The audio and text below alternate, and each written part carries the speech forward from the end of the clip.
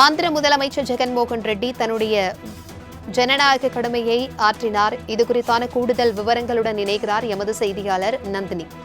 வணக்கம் நந்தினி. தற்பொழுது ஆந்திராவில் மக்களவை தேர்தலை தொடர்ந்து சட்டமன்ற தேர்தலும் இன்று ஒரே கட்டமாக நடக்கிறது. இந்த சூழ்நிலையில் ஆந்திர முதலமைச்சர் ஜெகன்மோகன் ரெட்டி வாக்கினை செலுத்தினார். இதுகுறித்தான விவரங்களை பகிர்ந்துக்கோங்க.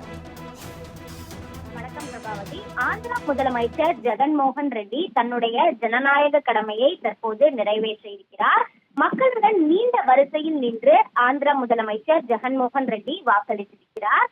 குறிப்பாக ஆந்திரா மாநிலத்தை பொறுத்தவரையில் பார்த்தோம் என்றால் மக்களவை தொகுதிகளுடன் சேர்த்து சட்டப்பேரவை தொகுதிகளுக்கும் தேர்தல் என்பது இன்று நடைபெறுகிறது.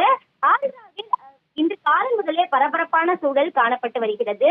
குறிப்பாக பார்த்தோம் என்றால் ஆந்திரா பொறுத்தவரையில் அதிக அளவிலான பாதுகாப்பு ஏற்பாடுகள் போடப்பட்டிருக்கிறது.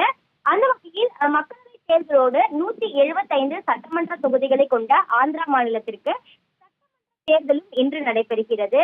இந்த நிலையில்தான் ஆந்திரா முதலமைச்சர் ஜெகன்மோகன் ரெட்டி தன்னுடைய ஜனநாயக கடமையை தற்போது நிறைவேற்ற இருக்கிறார். மக்களுடன் நீண்ட வரிசையில் காத்திருந்து ஜெகன்மோகன் ரெட்டி தன்னுடைய வாக்கினை செலுத்தியிருக்கிறார். ஜெகன்மோகனின் ஆளும் ஒய்எஸ்ஆர் காங்கிரஸை எதிர்த்து சந்திரபாபுவின் தெலுங்கு தேசம் மற்றும் பவன் கல்யாணின் ஜனசேனா மற்றும் பாஜக கூட்டணி அமைத்து போட்டியிடுகின்றனர். காங்கிரஸ் கம்யூனிஸ்ட் கட்சிகள் இந்தியா கூட்டணியில் இடம்பெற்றிருப்பதால் மும்முனை போட்டி என்பது ஆந்திராவில் நிலவி வருகிறது.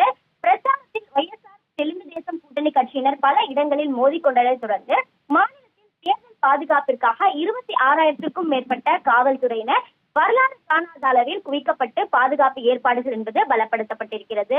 அந்த வகையில் தான் ஆந்திராவில் மக்களவை தொகுதியுடன் சேர்த்து 175 சட்டப்பேரவை தொகுதிகளுக்கும் இன்று ஒரே கட்டமாக தேர்தல் நடைபெற்று வரக்கூடிய நிலையில் ஆந்திரா முதலமைச்சர் ஜெகன்மோகன் ரெட்டி நீண்ட வரிசையில் காத்திருந்து தன்னுடைய ஜனநாயக கடமையை நிறைவேற்றியுள்ளது குறிப்பிடத்தக்கது. தகவல்களுக்கு நன்றி நந்தினி.